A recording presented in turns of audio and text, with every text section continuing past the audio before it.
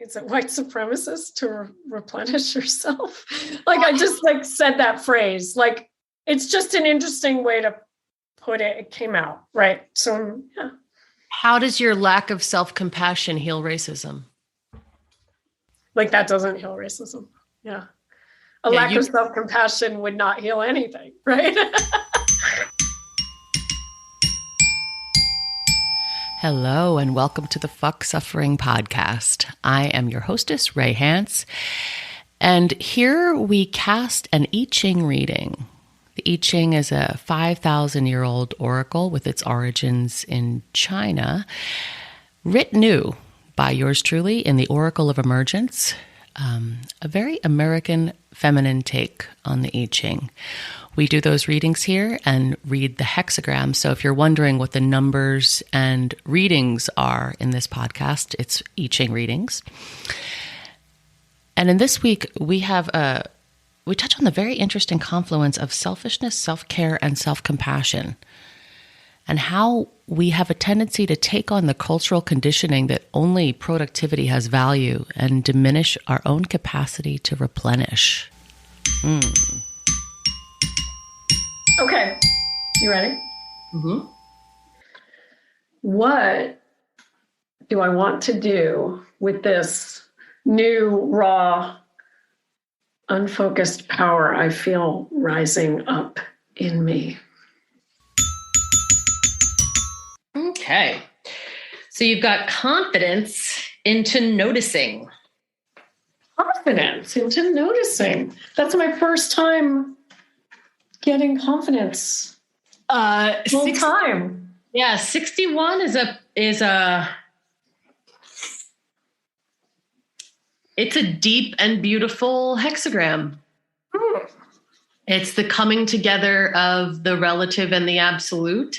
It's having the capacity to navigate both with a certain amount of ease. It's embodying that inner hieros, gamos.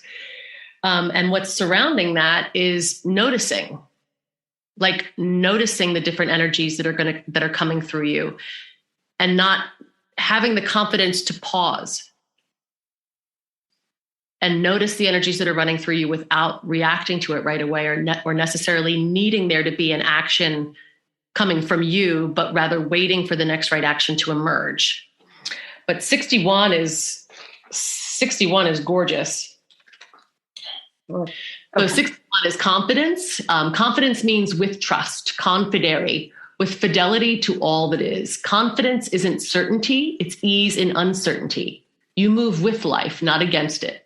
You know who you are and that you are always emerging. You are unified and open. Trust and fidelity are realized through hieros gamos, the holy marriage, the alchemical union of opposites, as within, so without, as above, so below, and all around. Confidence is a much higher virtue than we give it credit for, maybe because it's so often confused with arrogance. The felt sense is very different. With trust, love. Arrogance has very little love in it.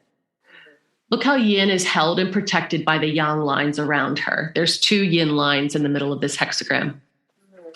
In the middle of this hexagram is emptiness, embodied emptiness. A simple vessel, maybe just a hollowed out log to take you from one shore to the other. A simple alliance that unfurls many possibilities. Your inner truth is on point now, but please be careful about tipping into arrogance. It would be hard to emphasize this enough. Don't let the little self take the wheel. You're already being driven. When it's time to turn, turn. Weeds are pulled. The field is clear. You stand in the center, taking it in, all the way in.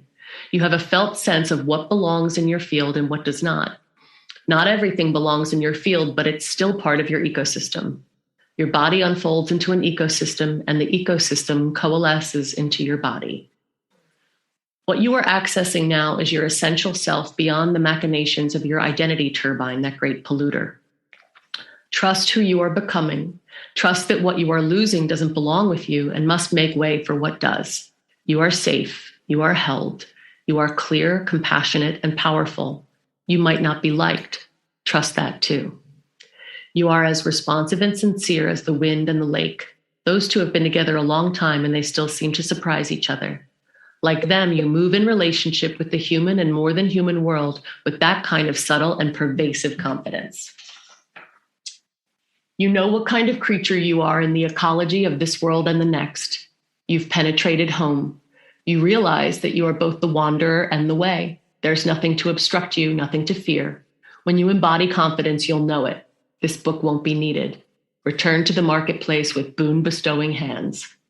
You are sovereign. Your sincere heart is your superpower. You are at ease in not knowing. You listen for when to be still and when to move. You've learned what a fuck yes feels like. You trust all of it. This is confidence. This is the fruit of fruits. Everything else is recreational gravy. Recreational gravy. Who wrote that? Did you read from your own book? What's that? Did you read from your own book? Well, yeah, I do the readings from my book. Yeah. That's awesome. Yeah, no, it's like really cool. It's an honor to be, to hear it in your voice. So you have line 4 as your transforming line here, which is you've gone rogue. The other draft horses can't keep up. Your strength and speed are amplified by your wide open awareness. A horse galloping toward the moon with heretical vigor.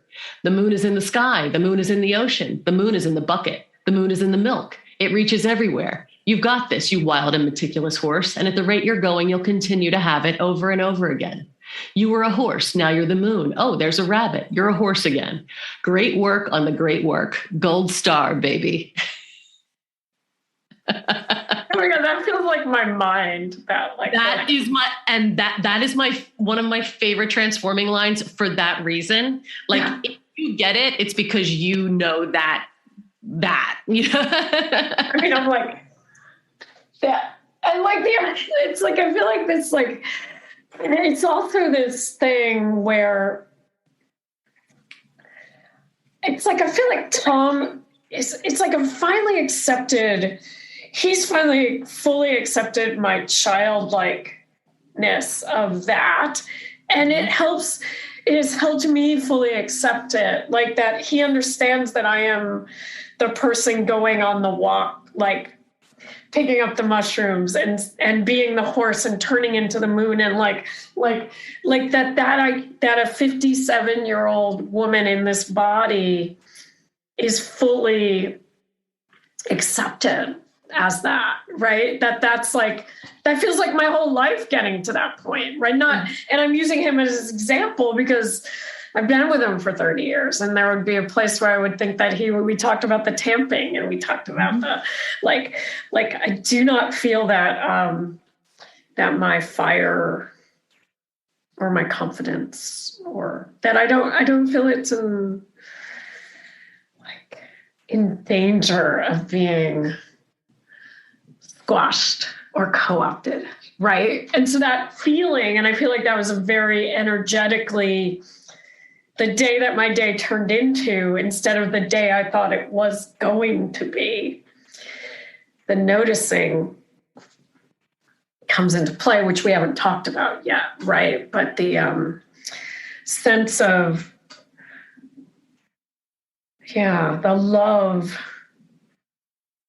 love and the trust, and not the arrogance, and like to be able to do and be whatever I am and am about to be.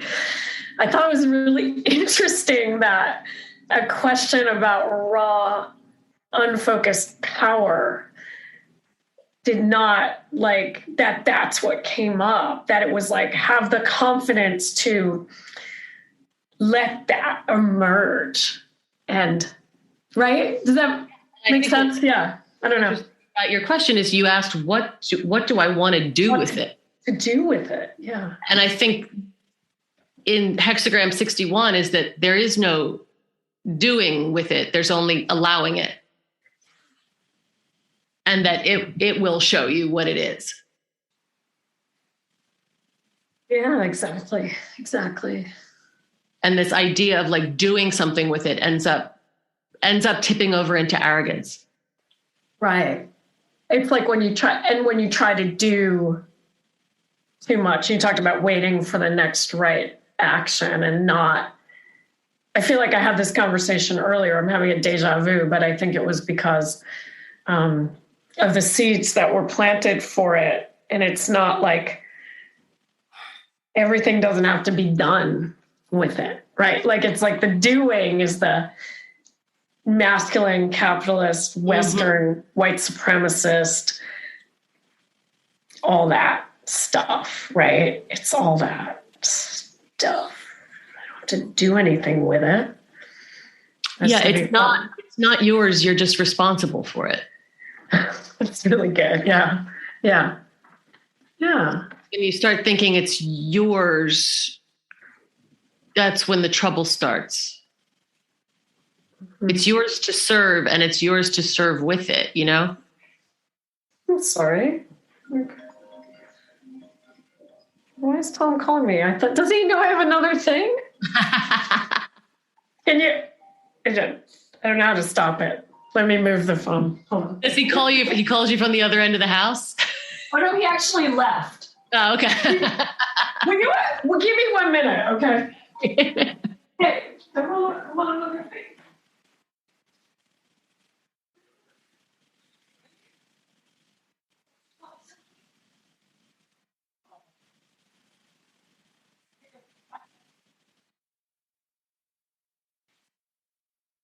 He's like the only ringer I have. He called to tell me how pretty the sky was.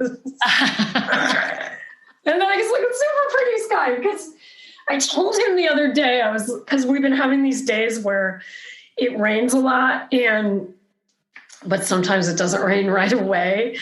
And like the day before yesterday, it was like sunny in the morning, but I didn't get up. And I was like, next time, tell me to get up before the rain comes. So that was sweet. He was letting you know that it's a beautiful sunset out there. Yes. From Santa Rosa, wherever he is. Yeah. Yeah, no, he didn't call me from the other end of the house. Anyway, I'm glad that happened. That's sweet. All right. So, yeah. So noticing is like a bit of a tempering of 61 in confidence. And that's an hexagram that's enveloping the situation.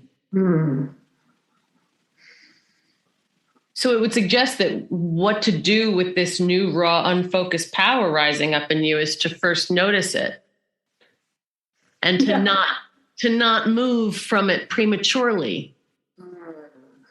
He watches and waits and doesn't invite trouble. He doesn't take anything personally. He stands on the riverbank, observing the current, not quite ready to swim.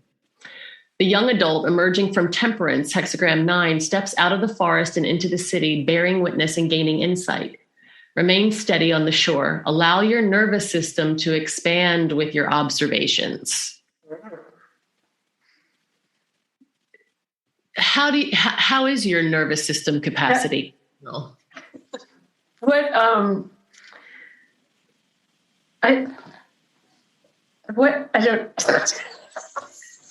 Like what? Let me think.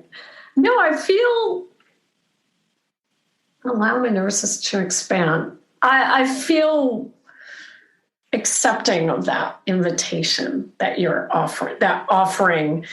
And yet what I would say is that like I felt it's only Wednesday, right? Mm-hmm. And so, but Monday, I felt that like first weekday of the new year, and it happened to be pouring, and I spent the whole day inside, and it was like an open day, but I just felt like a lot of people were telling me when I talked to them yesterday that they were feeling cloudy, muddy, you know what I mean? Like on Tuesday. And I was fine on Tuesday, but I felt that on Monday. Point being, my nervous system feels like good right now, right? But I'm aware that it isn't like fixed. And I'm aware that like I could feel differently tomorrow. And what would fixed look like?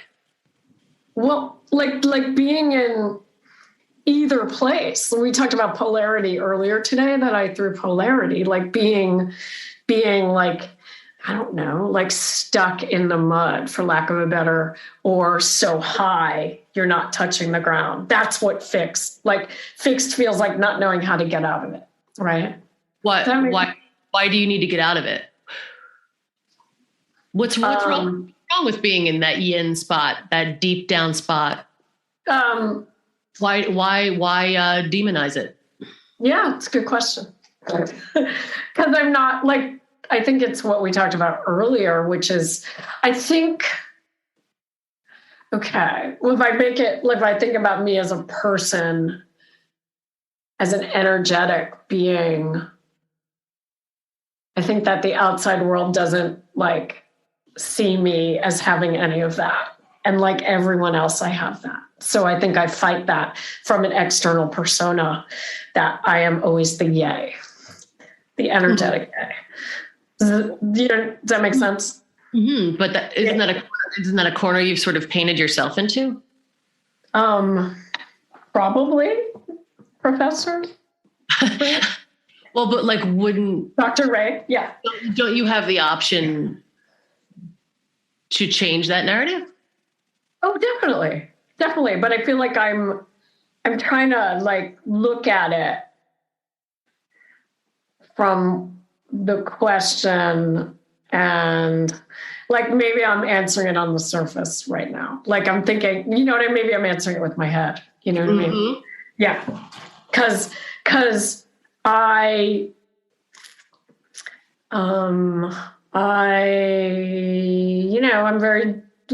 I'm very deep, and very rooted person, but who is also like full of that energy. So when you talked about nervous system expanding, I just thought like energy and nervous system. I was thinking about that.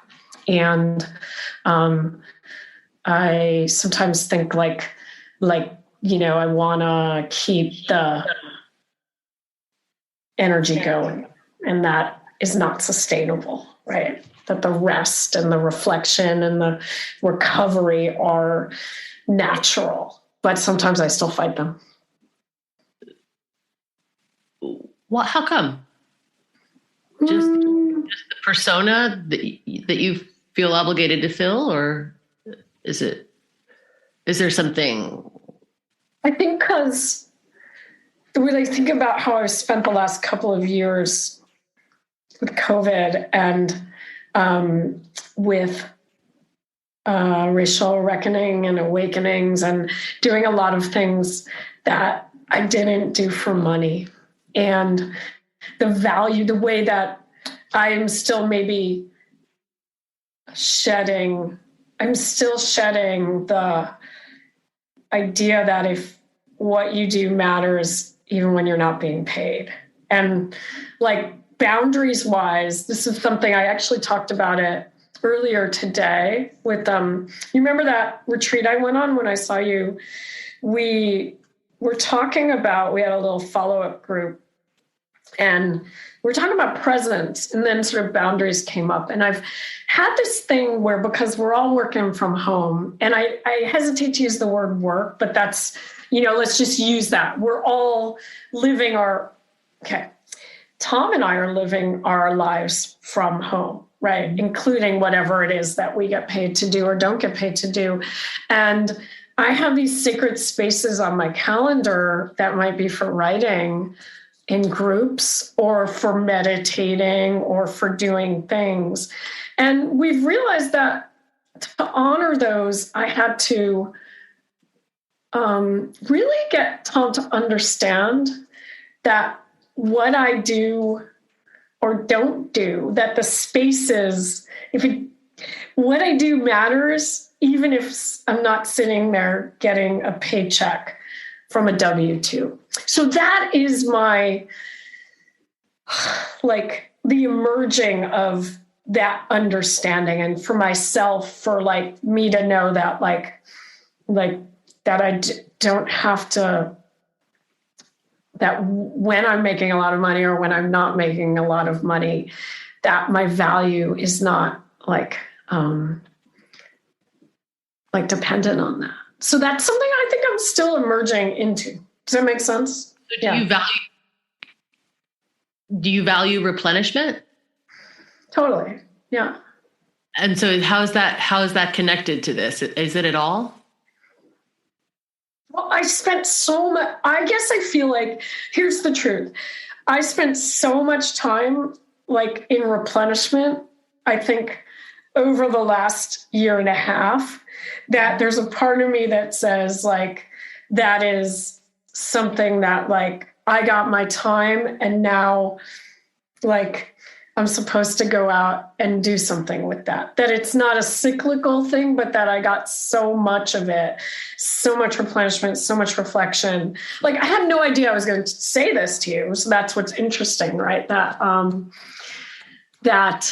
it's selfish in some way to continue to live that way and to continue to make space for that.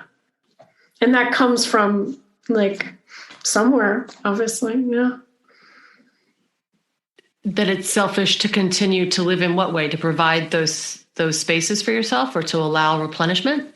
Yeah. Yeah, that I have the privilege to do that.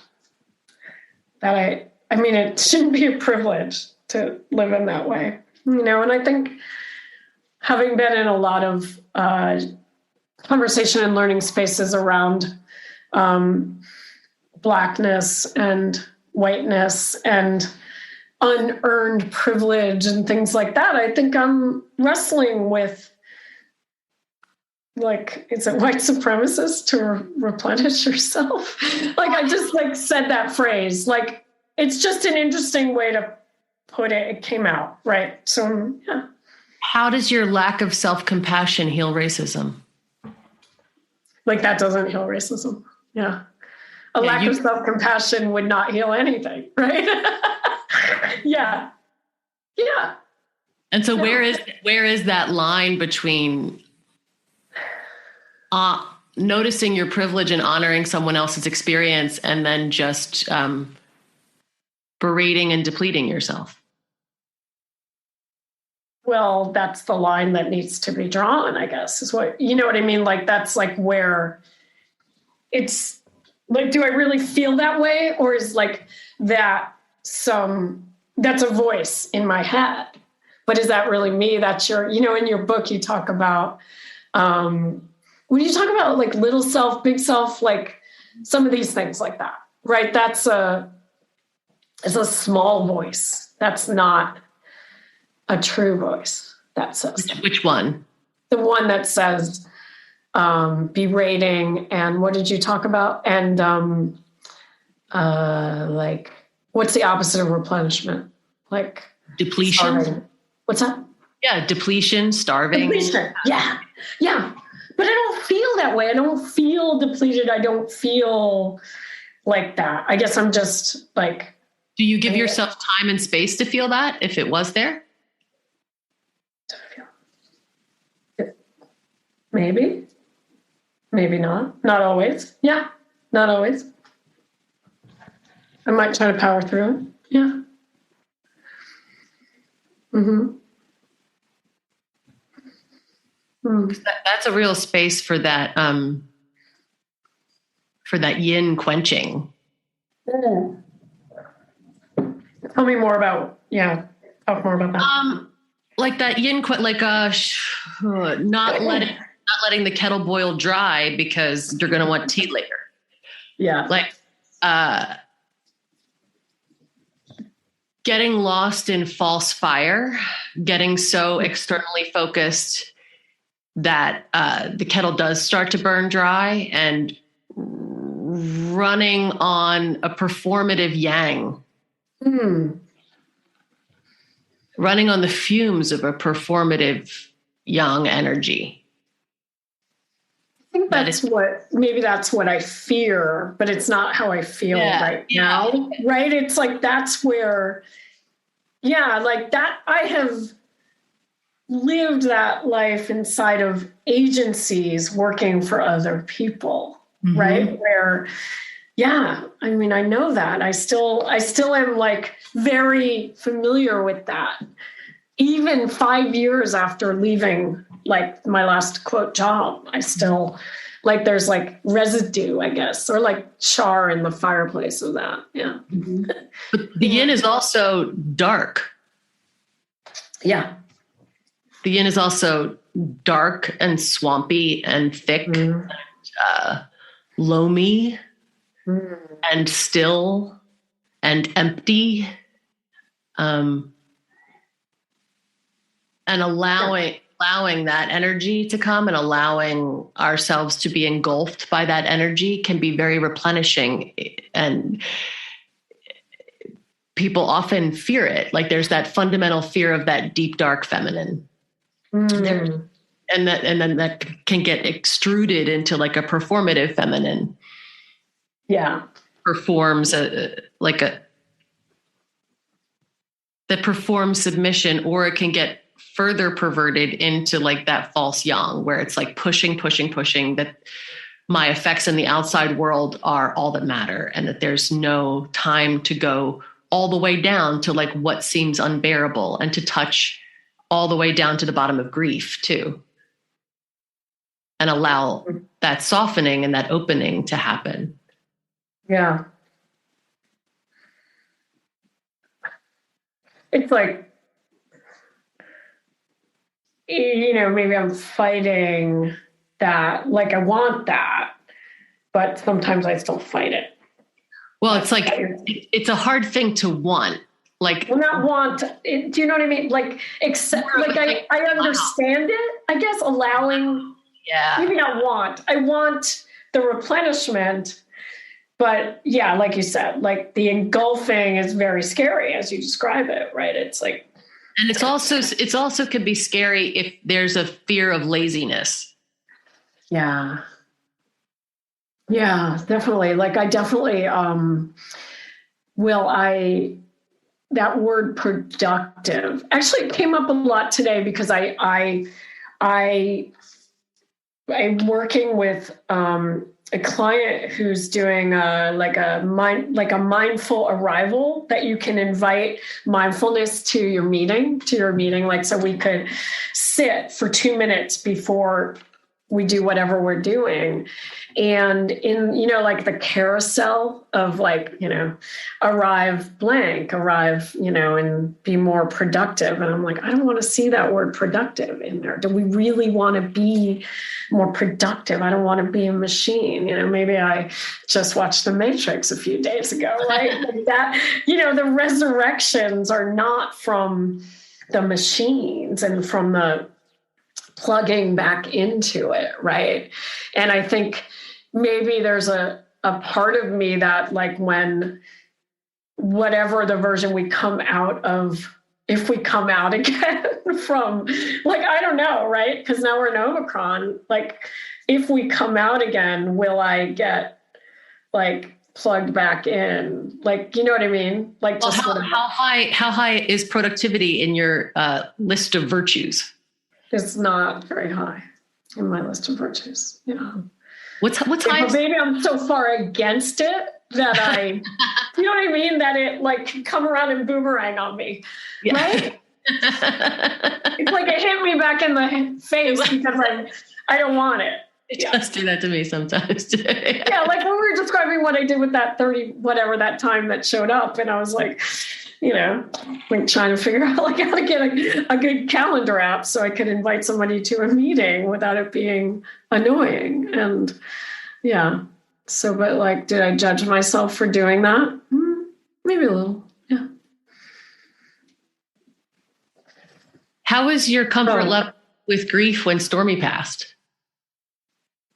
Oh, it was, yeah, I mean, I feel like together, and also I mean, it definitely washed. Yeah, it was in there. It was a big time. Like I was very, I felt like I was grieving. Like it was like a beforeness for her. Like it was coming, right? Like all week. And I felt like I was with her, as she was leaving, and then it was very present right away. And now it's like, I don't know. Now it's like I think I see it more in like the leftover. Like, did you watch The Leftovers? Like the leftover cat, Tiny is very. I mean, he's hurting, and And he is like, and they're both like physically, I'm allergic. So they've always both been physically more attached to Tom. So how is my grief? I definitely let that grief, I'm seeing the word I wrote down. It definitely engulfed me. And it was good to be with that, to be with her in that way. And now we have her we have her parts, her, her footprint and her dirt and all those things. And, it's like, I wrote so much about her, and then to perform it or to share that it's huge to do that. I don't know. Yeah. I don't feel like I have I feel like there's more grief coming for me because my parents are still alive, but they're in their 80s. And that it's not like I haven't lost a lot of people yet. So I don't know if that's pre-grieving. But yeah, Stormy was such a big part of our lives. No, it's just like a huge... Tom said this thing to me, which is not how I am, but he's like, I don't have a very big circle. And she was a huge part of his circle, like a huge entity in his circle. And she was a huge part of mine, but I also have, I guess mine's wider. Yeah. So I don't know. Thanks for asking though about Stormy. Yeah. So grief is not something that's like very present for you. No, not right now. Here's the end part of noticing. Before Gautama was the Buddha, he was a sheltered prince. Everybody wanted him to stay sheltered, but one day he stepped out of the palace and noticed the suffering in the world. He noticed how people dealt with poverty, illness, old age, and death. He noticed they didn't deal with it all that well. He noticed that he was surprised by this and wanted to understand it better, maybe change what he noticed, even though he didn't know how he might do that. He responded by letting go of everything he thought he was and changing his life completely, putting one steady yet uncertain foot in front of the other. Thanks, Gautama. Maybe you notice the suffering in the world too. Maybe you notice this place is a hot mess and getting hotter by the day. How do you respond? Yeah, I do notice that. And what's that like? How do you respond to it? Like what parts of it are you noticing lately and how do you respond to it? I respond to it with my art a lot, and in poetry and like being with people in community and circle. And one of the things I think that I spent a lot of time in the last year plus like working on what I thought would be a thing I might create. What was that? Co-create as a white person with a Black person, that was going to be the space possibly for like Black women poets, to like a sanctuary support system for them to be able to do their thing. And that is dormant. Well, I don't know if that's what it's going to be anymore. So I don't know. What shifted? What's that? What shifted? Well, a couple things. One, so my relationship, so I was paying a coach and we were working on that idea together. And the idea is that we would partner after our coaching relationship. So we're in a different relationship, but it just is like, like the last part of the year, we're both not spending time on it yet. So we haven't entered that new relationship together. The second thing I think is that I'm noticing that there might be things that already exist like this, and my role might be different. It might be more supportive than creating something, right? So that the folks that I write with, they have a woman of color writing group as well. And so there are different things that, like, you know, I helped sponsor somebody to go on a retreat. I was part of helping do that. And so there are ways of what being in relationship, an authentic relationship with people who don't look like me, and taking that time to allow those relationships to emerge, and doing the, you know, showing up and seeing what they become and which ones become relationships, instead of wanting to do and force and be a person who solves something and be a person who's like a woke white lady, right? That kind of thing. So I think that rescuer position on the drama triangle, which is very rarely welcome. Right. What? Yeah. And I think that, like, that taking the time to not activate this thing is really important, and to see what is truly needed, and like where my energy. The other question I was going to ask that I didn't ask, which is, what kind of spiritual warrior am I becoming? And I think that, yeah. So that is what I think is, like, it might be different from what I would have thought it was in, like, April of 2021, right? Yeah. And so maybe accepting that and seeing, yeah, I don't know. That's kind of where, I guess that's where I am with it, right? It needs to sort of be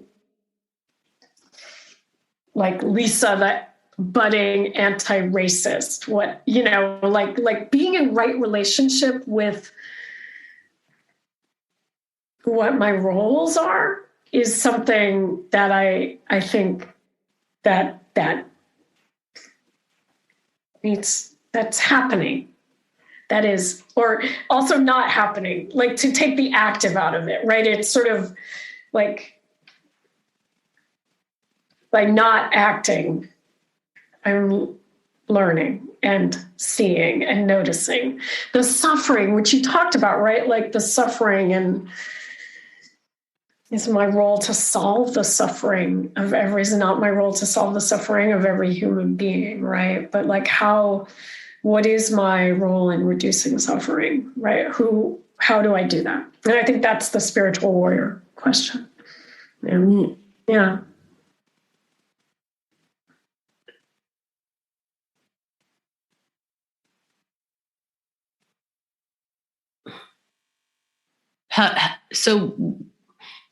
That's interesting. What kind of spiritual warrior do you want to be?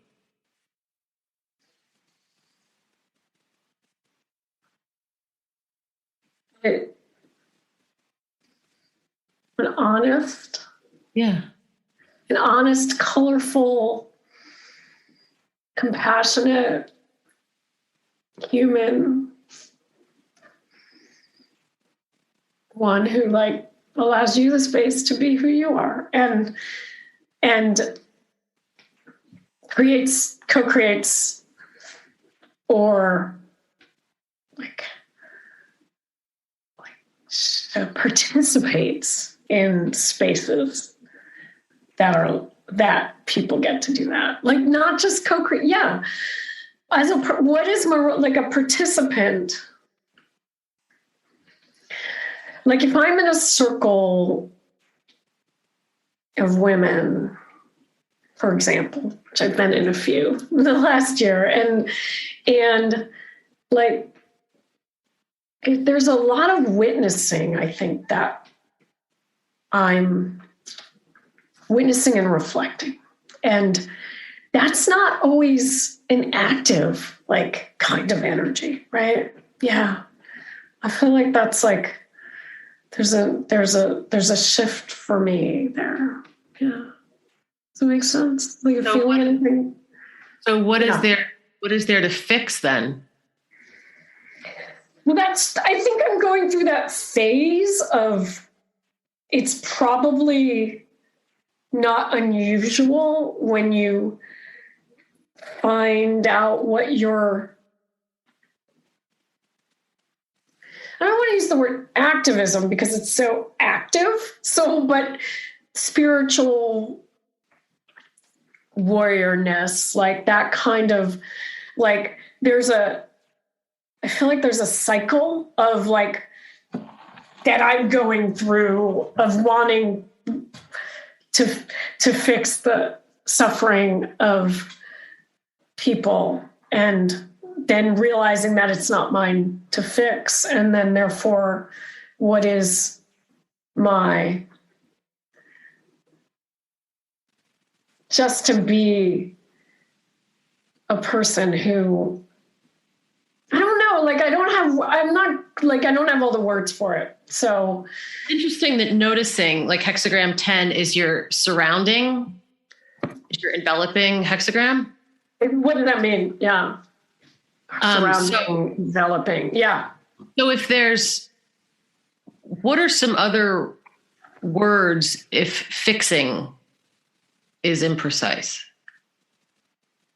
What do you mean? Like for what to do or how to, what do you mean? Yeah. Like, if you notice that fixing doesn't feel quite right, if when the fixing energy comes up in you, you notice it and you're like, this doesn't feel right. Yeah. What are some other options other than fixing? Like showing up. What's that? Showing up. Being right, like presence. Presence.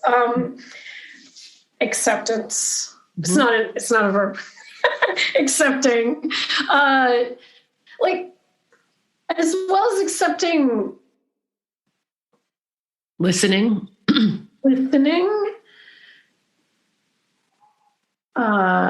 Seeing, like literally the noticing, and a word is, maybe you can help me find a different word. Empowering is not the word, because that means that implies that somebody didn't have the power to begin with.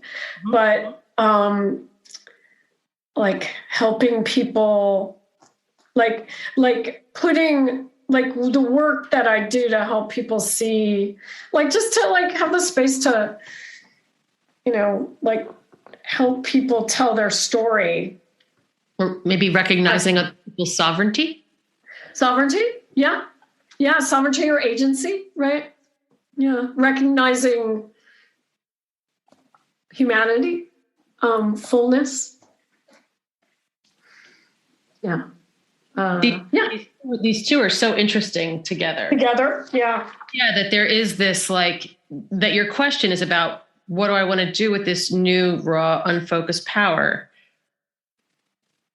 And 61 would suggest, there is a lot, and your transforming line would suggest that, yes, there's a lot of, like, the pipe is wide open, and there's a lot coming in, and like you've cleared out a lot of stuff that's obstructing it.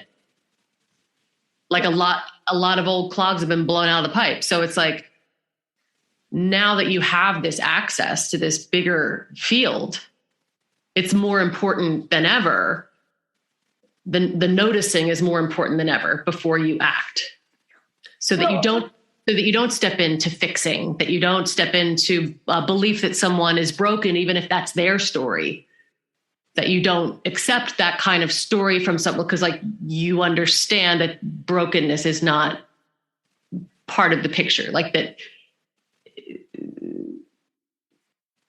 everything is perfect in some sense, just as it is, but there's always, as Suzuki Roshi says, room for improvement. Yeah. You're perfect just as you are, and you could use a little improvement.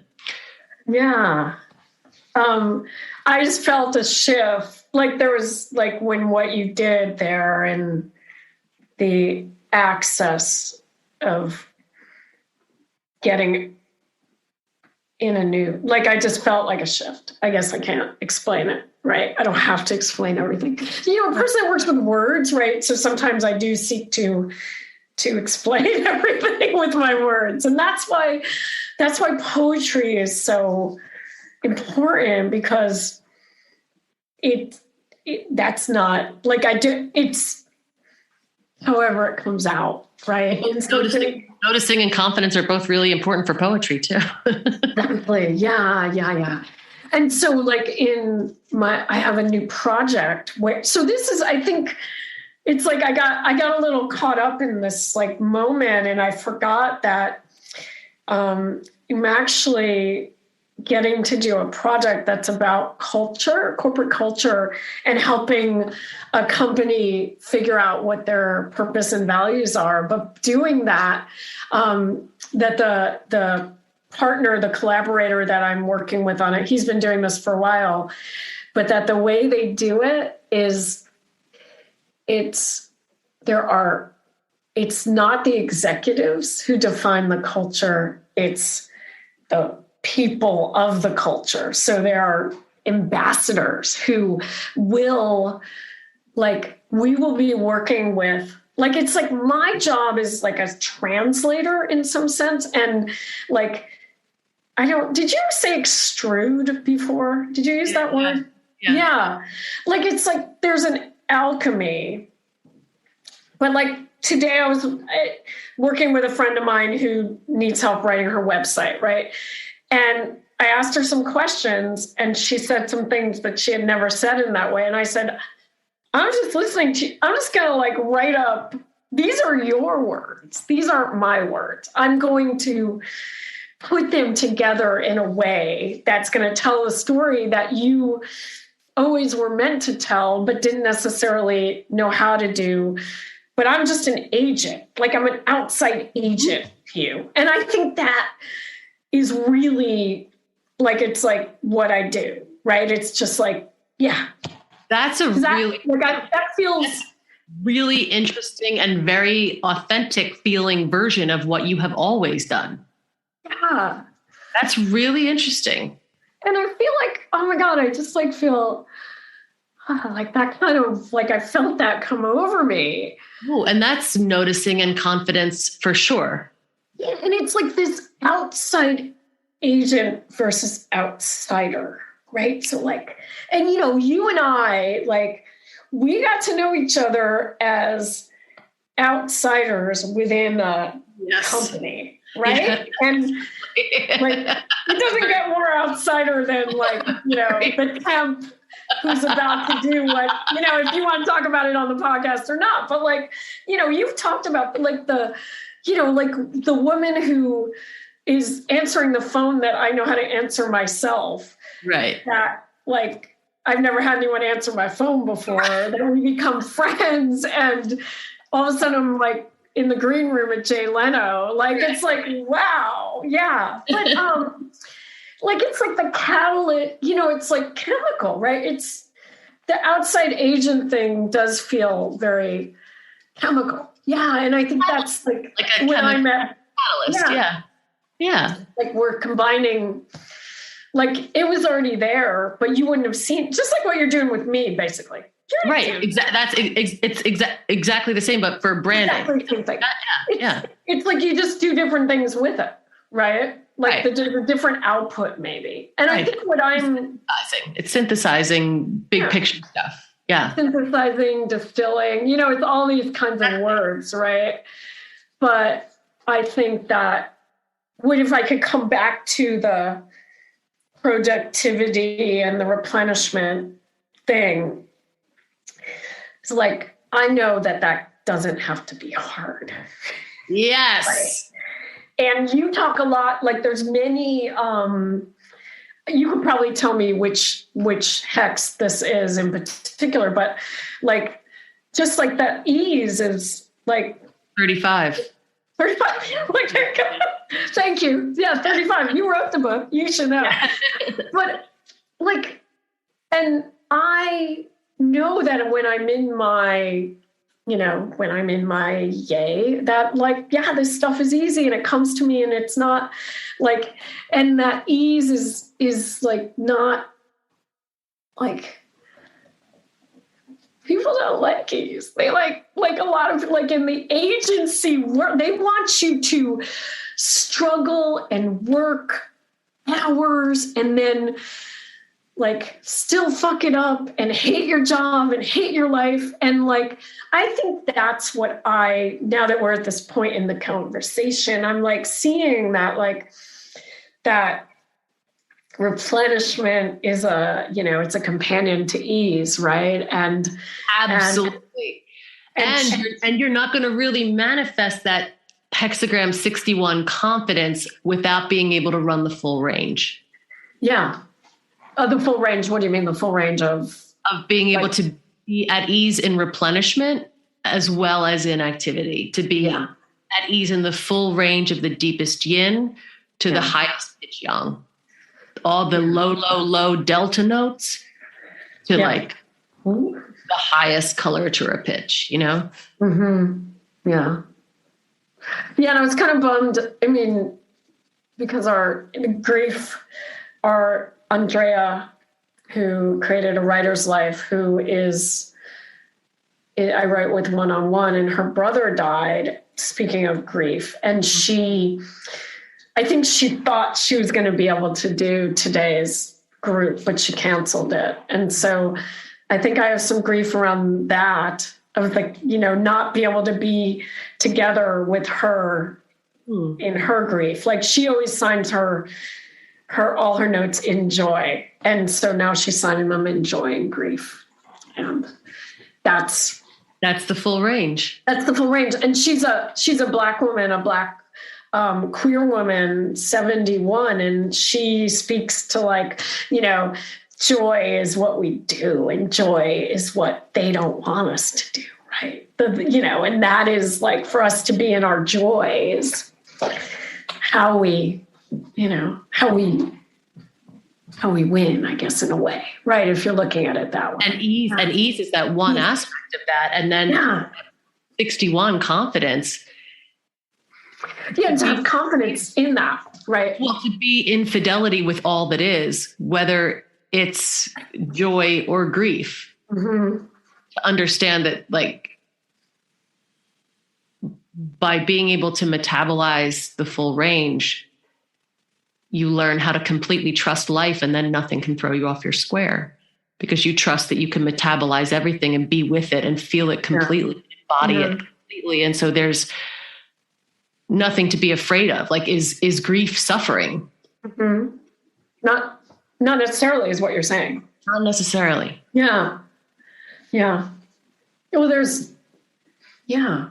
I mean, I don't, like, if you were, speaking about Stormy, like, that was like being fully alive, and to like be able to metabolize her passing and her death and her, like, and also to share that with people through my poetry is like, that's how I am alive, right? That's a thing that I didn't know before. Like to not just to write, right? It's like, but it's to share pieces of ourselves with the world. And like, these communities are just amazing. Like that. Yeah. I'm like, it's just so different from like being in those places that like I met you, like that energy of performing. Everything is forced and performed. And, so on my true, when I think about suffering, now that we're long in this conversation past our hour. I know. Are you okay? Yeah. Oh yeah. I do budget. I budget 90 minutes just in case. You do, just in case. Yeah. When I think about suffering, I think about and I truly, like, the Matrix is a great metaphor for it, because I just think about like so many people are like this great, whatever they call it. Like, what do they call it? Not the quitting, but the like leave. It's like, I just feel like so many people have to put themselves on a shelf, like, to go to work, and like to put their true selves on, or like my friend Karen, in like maybe 20, 30 years ago, she described a job she had, and she said, she's like, Lisa, I put my soul in the freezer every day before I went to work. And she literally had a ritual for doing that. And she would take it and then take it back out when she got home. You would love her. She's awesome. And she's like a Jersey girl. She's not like a person you think talks about soul. Right? And and I think like that's what makes me, one of the saddest things is that like people don't like that, everyone like this, like they're like not talking about anything still. In most of America, they're in these jobs and they're like just pretending that everything is okay. Like my friend Walt called it pretending to, he's like, people are like there are people who are awake or awakening. And he's like, and then there are these people who are pretending to be asleep. They're not actually asleep. It's not like the Matrix he described. They're just. Yeah. I would suggest that no one is really asleep. No one's really asleep, right? It's like that. What's the turned away? What's the Rumi? The probably mistranslated Rumi poem, right? Like don't what is it? The breeze at dawn has things to say. Don't go back to sleep, right? It's something like that. And like I read this thing that like there's this whole thing about Rumi, like basically like a lot of things. Probably as you've like the translations of his poems and it are like they were done by this one like British white man and Rumi was a Muslim. So none of that is in some of the common translations. But I think the idea that like the breeze at dawn and like don't go back to sleep is like once you're awake, like the Buddha, like we've seen, like you took the red pill. I think you can't go back to sleep, but I guess you can sleep and replenish yourself. Maybe if we take that full circle, right? So what's the relationship between that and suffering? The relationship. You're saying you're committed to helping end suffering and people suffering. So what is suffering? I think suffering is.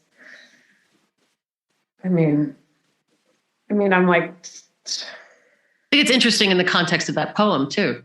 It's fight. Like I think suffering is fighting the flow. Like that's how I'm thinking. Like this idea of fighting what is and adding I was thinking about this, and I was probably talking about it, but it's like all the energy that is spent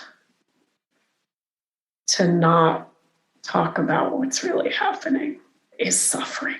Like the wasted energy that to not talk about stuff. Like for Tom, I mean, don't put this on the podcast, right? But for Tom to like send an email to his leadership team to say, okay, I was going to go 4 days a week, but I realized with the projects we have, for the next year at least, I'm going to stay 5 days a week.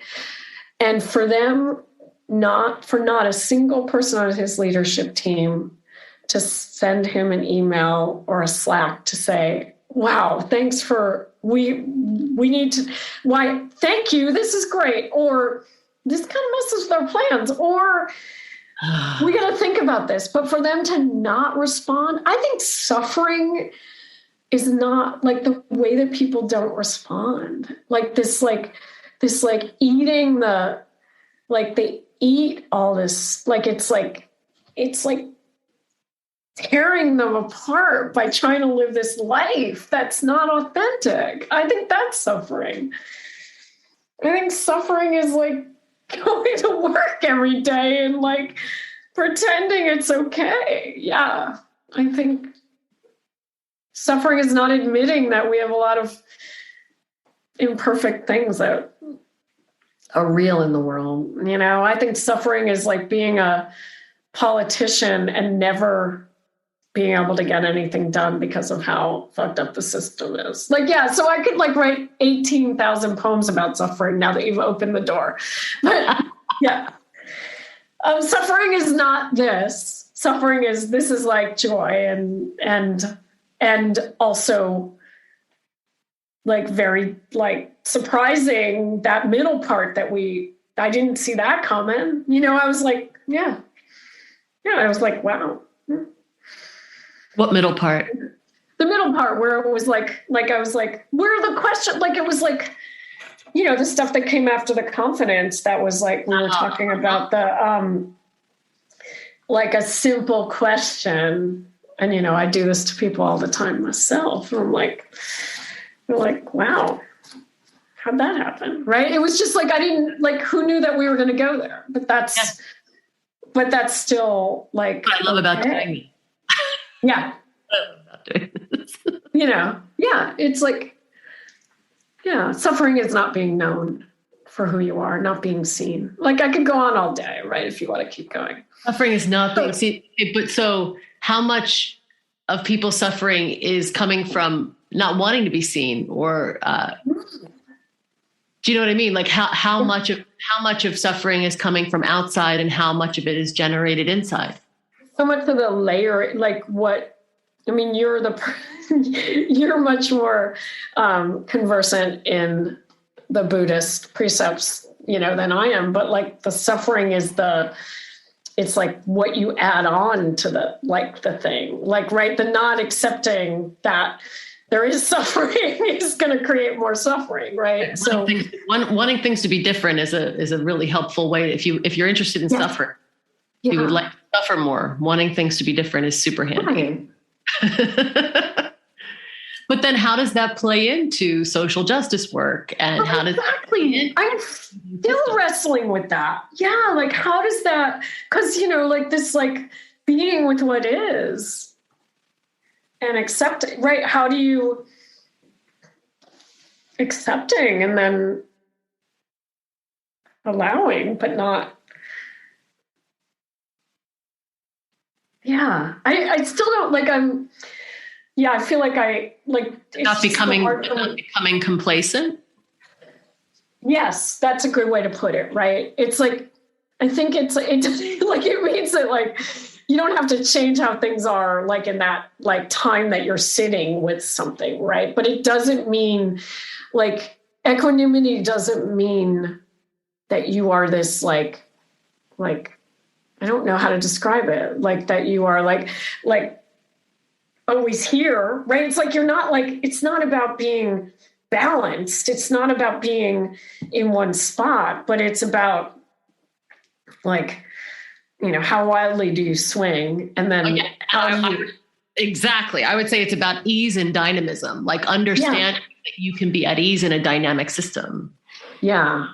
And that's the fruit of practice for me personally. Yeah. Like, not that things aren't messy. It's just that your messes are shorter. Yeah. And that you can, because there's not like, literally every if like creativity is, everything is messy. Life is messy, right? Yeah. But it's like, what I feel like I need one of your word, like, what is the texture of the mess? And what is what is the temperature and the tone and like what note and the tone of it? And like, are you willing to like enjoy it and let it like wash over you? And is it harmful? Is it a like sort of a generative kind of mess, right? Yeah. Right. Or generous. Is it a stagnating mess? I made a word up. A stagnant, yeah, that's bad. I made a word up a couple of years ago, genuous, which is genuine, like curious and generative. Yeah. Like that idea of being like showing up that way. Thank you so much for joining us on the Fuck Suffering podcast with me, your hostess, Ray Hance. If you'd like to be a guest on the podcast, come to rayhance.com, REIHANCE, and send us a message. If you're interested in the book that I use to do readings on this podcast, it's called Oracle of Emergence, an Evolutionary I Ching. That's my book, and it's available on Amazon. If you would love to help us grow our audience because you enjoyed the podcast so much, rate and review wherever you get your podcasts. And in the meantime, God, we really can't fuck suffering until we trust suffering. And in a wild existential kink, we are all in that together. Till next time.